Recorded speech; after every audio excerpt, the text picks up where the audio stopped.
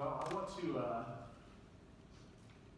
quick recap of what we talked about last week, because what we talked about last week is very important as we get ready to move into this week's message, and especially these next 2 weeks, and then it will set up the last week as well.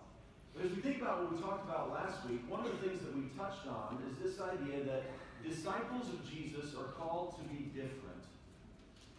Disciples of Jesus are called to be different because disciples of Jesus are called to make a difference.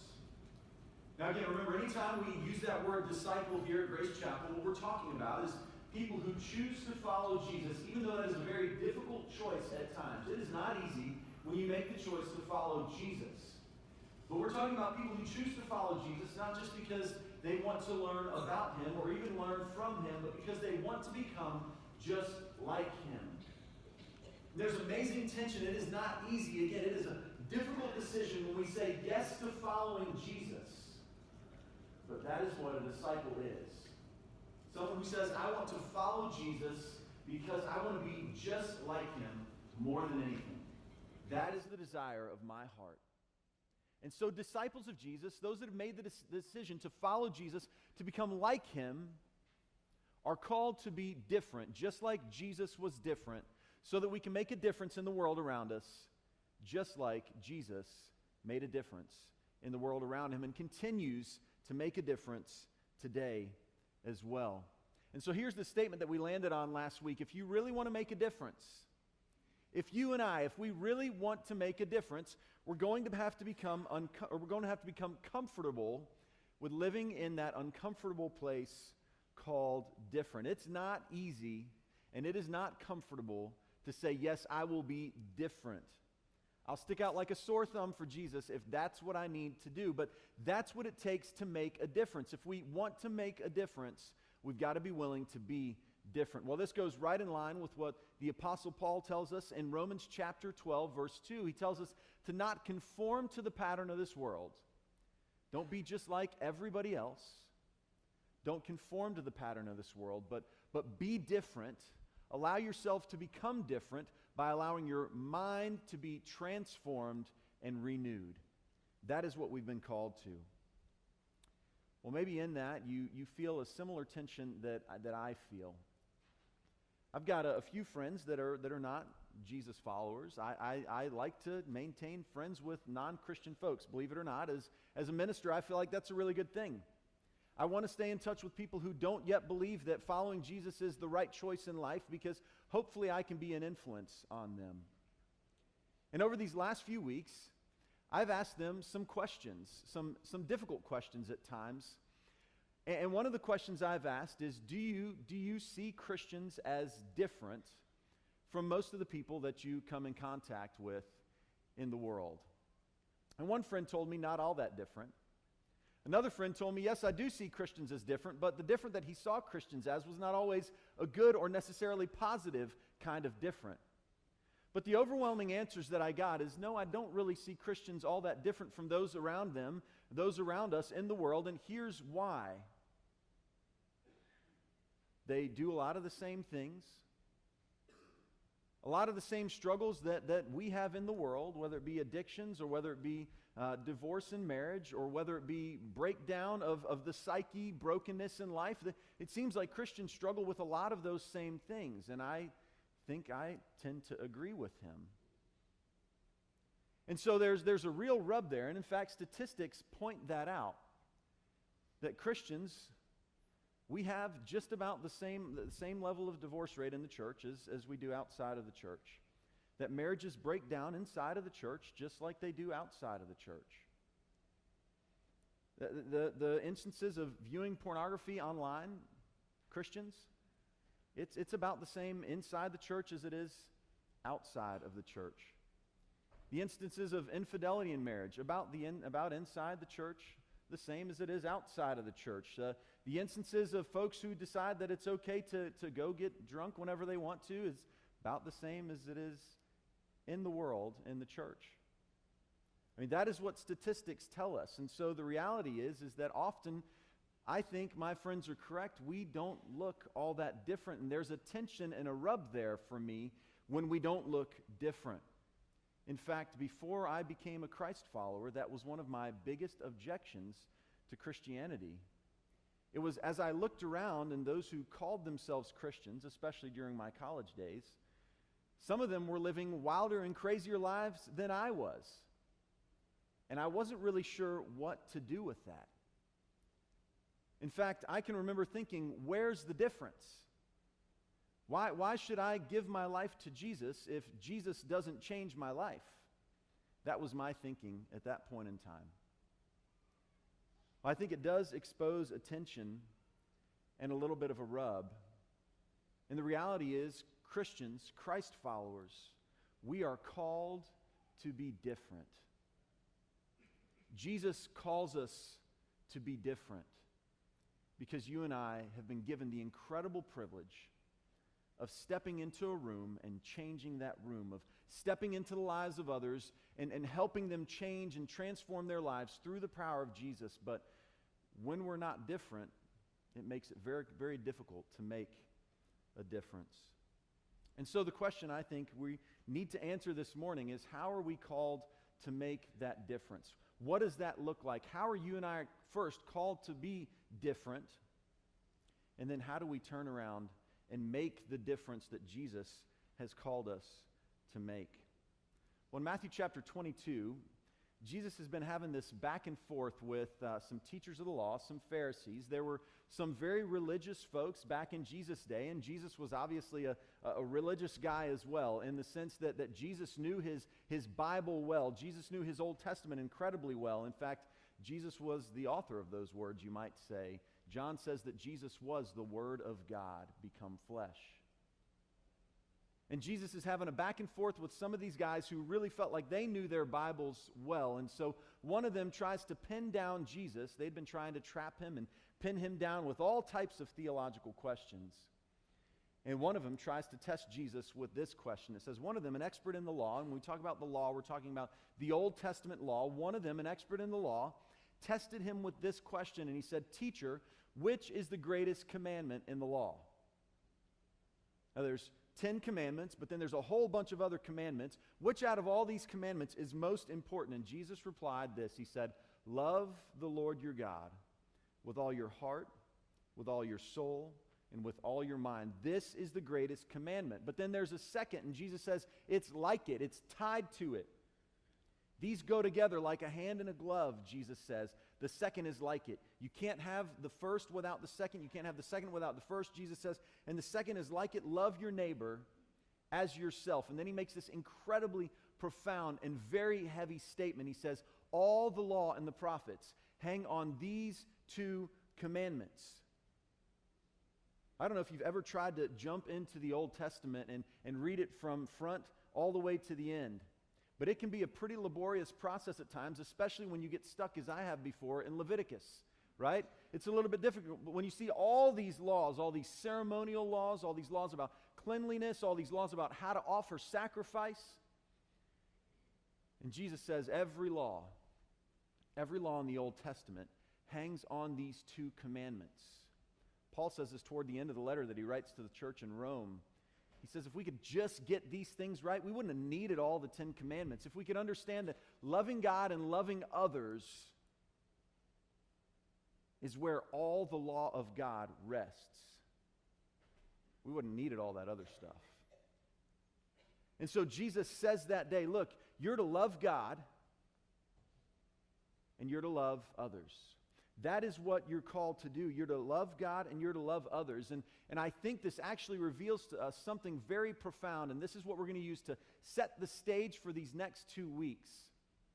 And it's basically this: our love for God, Christians, is what makes us different. It is our love for God that makes us different. And then the second part, because of our love for others, we are moved to make a difference.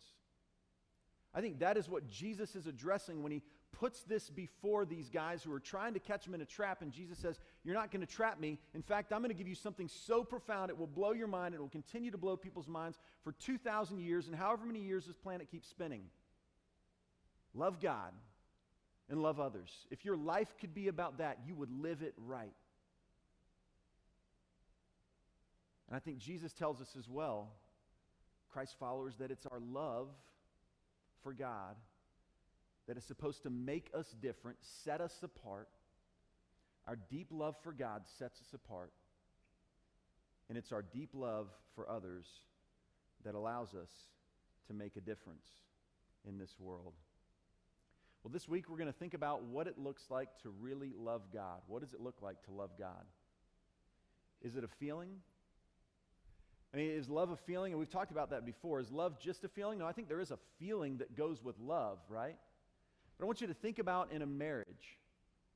If in a marriage you just always had a feeling but it never led to any actions, that love would never be felt by your partner, would it? Your spouse would not feel that love. What if you heard the words, "I love you" every day, but you didn't see actions that partnered with that? Would you question that love from time to time? I think the reality is we would question that love. We would wonder if they were simply words, or we would wonder if there's more to it than that. Christians, I want to tell you this very plainly this morning, and I know this is not easy, this is difficult stuff, but our love for God must be more than words. If you love God, it's got to be partnered with actions. And these are not just my words. This is exactly what Jesus says in John 14:15. He says, "If you love me, keep my commands." If you love me, everything that I've said will be important to you. Everything that I've said will matter to you. And it's going to matter so much that it's not just going to hit you as words, it's going to hit you as words that must lead to action. If you love me, you'll keep my commands. Well, it's kind of interesting to me that John, who heard these words and writes them down, and he pens them, preserves them for us. John, who wrote this gospel, later writes 3 letters, and this idea he expounds upon all through these 3 letters. This idea that if we love Jesus, our love for Jesus will be seen in our ability to do the things that Jesus asks us to do. It's not going to be just words. It's not going to be, "Yes, Jesus, of course I love you." It's going to be, "Yes, Jesus, I love you. And what do you want me to do? What can I do with that love for you? How can I live that out?" So we're going to spend a little time in one of John's letters. It's 1 John, and we're going to look at chapter 2, just the first 6 verses together this morning as we try to understand, as John actually breaks down Jesus' words right here, as John says, let me take this a little bit further so that we all understand this plainly. And here's what John says. Here's how he begins. "My children, I write this to you so that you will not sin. But if anyone does sin, we have an advocate with the Father, Jesus Christ, the righteous one. He is the atoning sacrifice for our sins, and not only for ours, but also for the sins of the entire world." I love these few verses. This first part starts off great. Listen, I don't want you to sin. I don't want you to bring that stuff into your life. But if it happens, in fact, maybe you even should say when it happens, right? When it happens, when we mess up, when we fall short, when we don't hit the mark, the target that Jesus has put out there in front of us, guess what? Jesus steps in and makes up the difference. I mean, those are incredible words, incredible news for us. We should all rejoice in that. Those should be some of the most incredible words. We should paste those everywhere we go because we need this reminder from time to time that Jesus is the atoning sacrifice for our sins. Where you and I fall short, Jesus steps in and makes up the difference. But John doesn't stop there. He goes on to say these words as well. We know that we have come to know him if we keep his commands. Wow, that sounds really, really similar to what Jesus said in John chapter 15, right? In John chapter 14. Doesn't that sound very, very similar? We know that we've come to know him if what? If we keep his commands.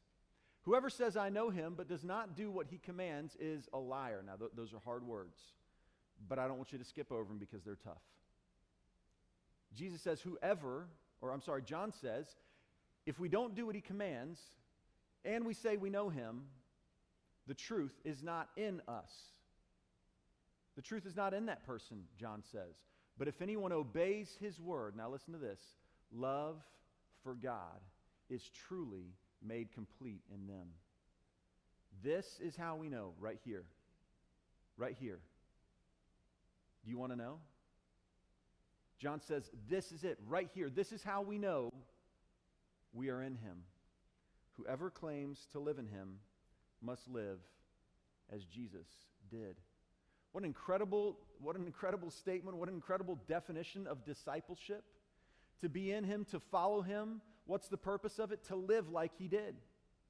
John, who was a disciple of Jesus, gets this. If we say we are in him, then the call is to live as Jesus did. Well, I want to point out to you some very operative and very important words in this short passage. First, it's this. We know that we have come to know him if we keep his commands. That knowledge does what? Well, it leads to obedience, right? Knowledge of the commands, keeping the commands, it leads to an obedience to the commands. We say, yes, Jesus, whatever it is you want of me, I will do. Why? Because we have this love for God. And our love for God moves us to a place where we say yes to the things of God. Does that make sense? I mean, your love for God should compel you to say yes to the things of God. It should take us one step further to saying, yes, whatever you want from me, I will do it. And then this last piece, live as Jesus did. So if we know him, we'll obey him. We obey him because we love him. And what does that look like? It looks like Christ in you. It looks like Jesus in you. What kind of different do you think that might be? It's the Jesus kind of different. Well, if you're anything like me, you have this moment where you read a passage like this, and immediately your brain starts to go through this, right? The yeah buts. Yeah, but seriously, can anybody really live like Jesus did? I mean, is that possible? Or what about that command that I don't really like or agree with, or, well, it's certainly not culturally popular? What about those? As I reflect on my life, here's what I see to be a pattern for me. The times when I excuse myself from being obedient by going to the yeah buts, it normally falls into one of these three categories. I might look at something and say, well, that doesn't really make sense. It doesn't make sense in my mind, so why should I be obedient? Because I don't get it. I don't understand it. God, why would you ask that of anyone? And so I have this yeah, but in my mind because I'm not sure what to do with that. It doesn't add up. Certainly not by my standards. And not by the standards of those around me. This doesn't make any sense. So maybe if it doesn't make any sense, if I don't understand it, then I get a pass on that one, right? I mean, have you ever been at that place where there's something you feel like God is asking you to do, or you read something in Scripture and it just doesn't add up, it doesn't make sense to you, and because it doesn't make sense, you are tempted to give yourself a pass?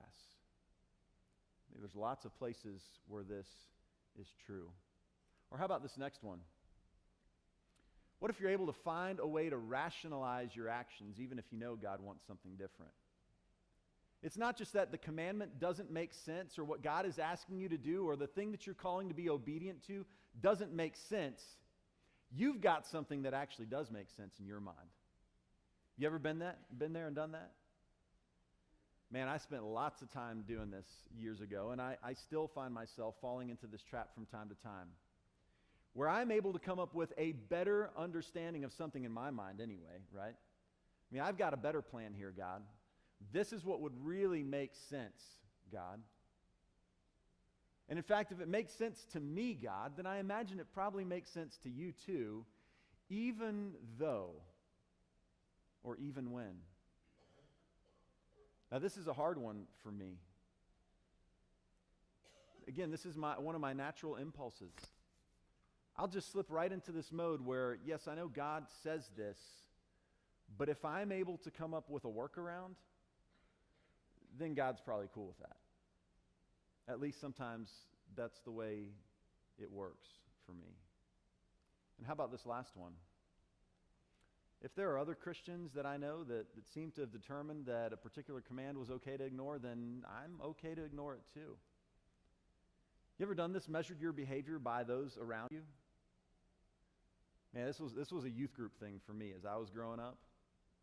I was watching to see what are those guys who are just 2 or 3 years older than me doing. And if they're doing it, well, then it must be okay somewhere, somehow. You know, I'm really tempted to pass it off as just a youth group thing and leave it there and say that was only when I was a teenager, but this is a now thing as well. Christ followers, can I tell you, there's one issue where I struggle sometimes. I struggle with looking at the paycheck I bring home and feeling like that's my money and I can do whatever I want to do with it. And I don't think I'm alone. I don't think I'm alone in that. I think there are many times where Jesus asks me to do something very specifically with my money. I find myself sometimes right there in the place of that rich young ruler who approached Jesus and said, hey, I'm doing lots of good stuff with my life. I've kept all these commands. And Jesus looks at me and says, but are you taking care of the poor? How deeply do you love others? And I say, yeah, but so-and-so has a new this. And Jim just bought a new that. And you know, God, I probably need a new driver because my head cover's wearing out. And the last time I was out with Steve, he was killing that new Callaway. Why can't I have that too, God? That's just one place where I struggle when I look around at other Christ followers and I feel like, and you know what breaks my heart? It breaks my heart that there are probably times when you look at me and say, yeah, but Paul has that. And Paul does that. And when I know I've not been an example for you. And so I want to be able to be obedient to God even when the yeah buts come up. But I struggle. But I know that is how I show my love for Him. And I know that if I really love Him, then those yeah buts become a lot fewer. Let me put that back on the screen for you one time. And when I measure myself by these words, I know I'm falling short. We know Him. And if we know Him, we obey Him because we love Him. Because the call of every disciple is to live like Jesus did. Let me ask you this question. And here's what I've had to ask myself this week. If I only obey Him when it makes sense to that, what kind of a faith is that? Or it makes sense to me. What kind of a faith is that? I mean, that's the struggle I've had to work through this week as I've been preparing this message. And maybe that question doesn't mean anything to you, and maybe that's not your struggle. Maybe that's only my struggle. I don't know. But here's where I find myself often is obeying Him when it makes sense to me. It adds up. In this moment, I get it. So I'm going to say yes to it. I'm going to do it. God, you and I are on the same page, and I'm excited about my obedience in this moment.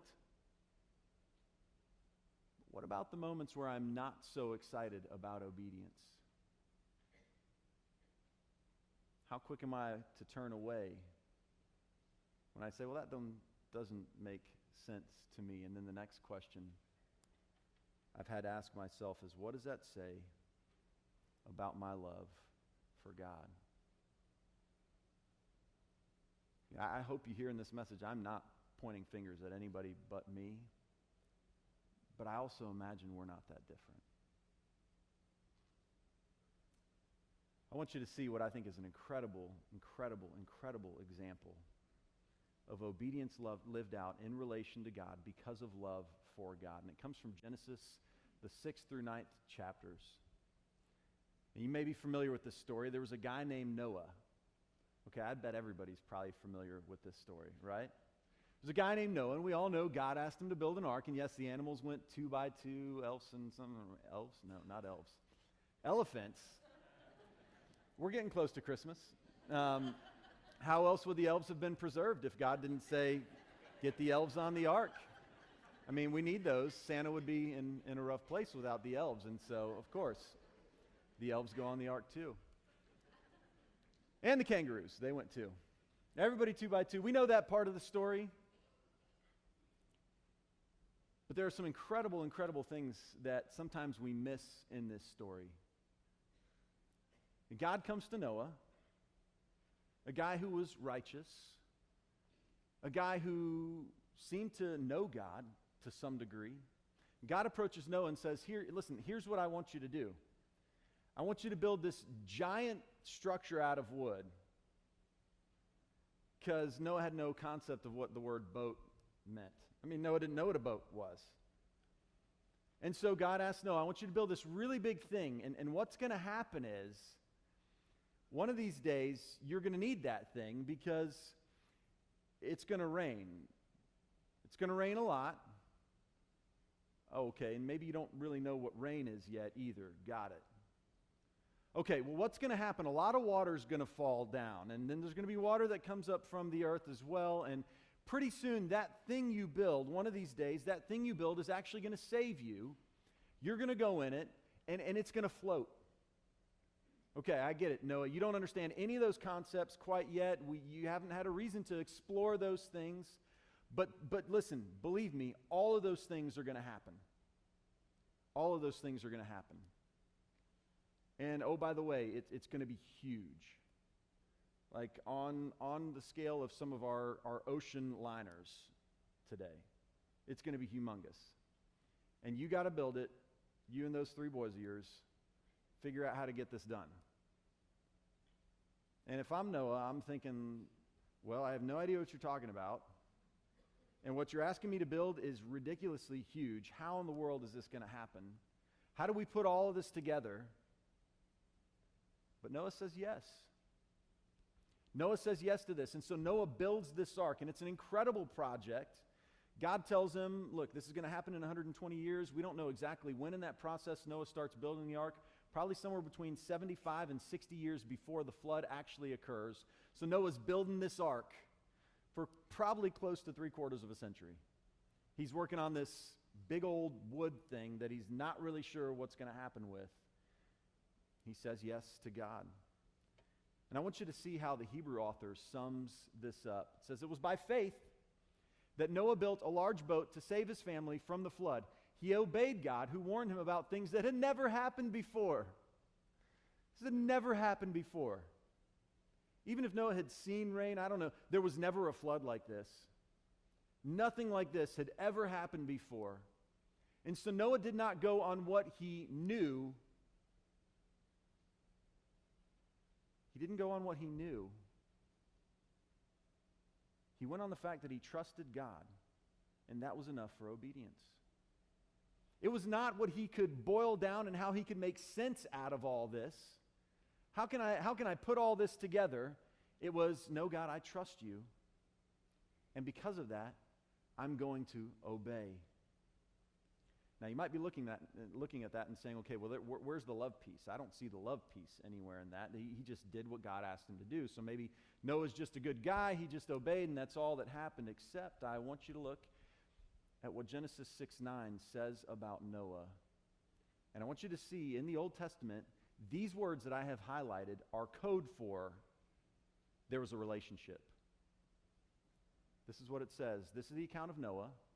This is the beginning words about Noah, the account of Noah and his family. Noah was a righteous man, blameless among the people of his time, and he walked faithfully with God. The NLT does a better job of bringing this out. He walked in close fellowship with God.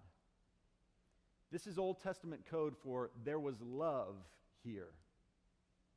God loved Noah, and Noah loved God as well. There was a deep relationship there. And because of Noah's love for God, he said yes to what God asked him, even though it didn't make sense.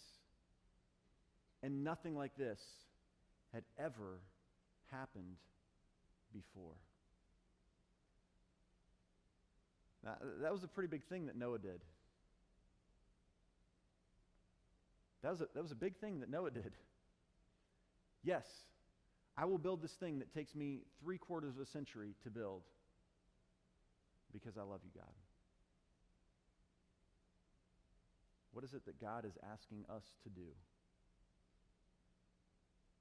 How are we being asked to obey Him and say yes to Him? And will we do it because of our love for Him? So here's the takeaway for this morning. And this is, if you missed everything else, and you could say yes to this, we'd have a great starting point. Here it is. It is our love for God, witnessed in our willingness and desire to be obedient to God, that makes us different. Just how different do you think Noah was? Because he's the only guy out there getting a bunch of lumber together, leading a bunch of animals into this big old wood thing, while the rest of the world is partying and having a good time. It was different. Peter tells us that Noah preached to those people. He wanted to make a difference. He did. They didn't listen. But Noah was different because he listened to God. Well, as we wrap up this message, I want to, every message this month, we're gonna finish right here with Jesus, the difference maker. During our communion thoughts this morning, Washington shared several very powerful scriptures pointing to the fact that Jesus was willing to obey God even to the point of death. Because of his love for God, yes, but also because of his love for us. I want you to put yourself in that scene one more time as Jesus is in the Garden of Gethsemane. And as he knows his accusers are about to come for him, and as he is begging and pleading with God, asking him, is there any other way? If there's another way, that doesn't mean me suffering what I'm about to suffer. If there's another way, I'm asking for it, God. But Jesus doesn't stop there. He ends with these words. Not my will, but yours. Paul tells us in Philippians 2 that Jesus humbled himself and became obedient to death, even the death on the cross, because of his love for God and because of his love for us as well. So I want to leave you with these words, and it's an invitation this morning. Because I think the first step to becoming obedient to God begins with humbling ourselves as Jesus did before him. And admitting there are times in my life where I still do this. There are times in my life where I want to tell God, well, that doesn't make sense. Or God, look at what everybody else is doing. Or God, I've got a better way of working through this. My way makes sense, right, God? But God is calling us to start with humility before him and say that, God, even when I don't understand, because I love you, I want to do what you call me to do. This morning, there may be someone in here who for the first time is looking God in the face and saying, yes, I've made a mess of my life, and if there's a better way, if there's the best way of living out there, then I want it, because my way is broken, it's messed up, I know it's not working. And if obedience to God could be a difference in my life, then I want that. If that's you this morning, we're offering an invitation to you. In fact, it's not us. It's not me. It's not the leadership of this church. It's God's invitation to you. To this morning, begin a process, as Romans 12 talks about, that will renew and transform you into someone who is different and into someone who makes a difference as well. If that sounds good to you this morning, you could respond by coming forward. We'll pray over you and rally around you. You might find someone wearing a host team lanyard, an orange lanyard, and ask some questions or get them to point you in the right direction. But if this morning you want to be different so you can make a difference through Jesus, this invitation is yours.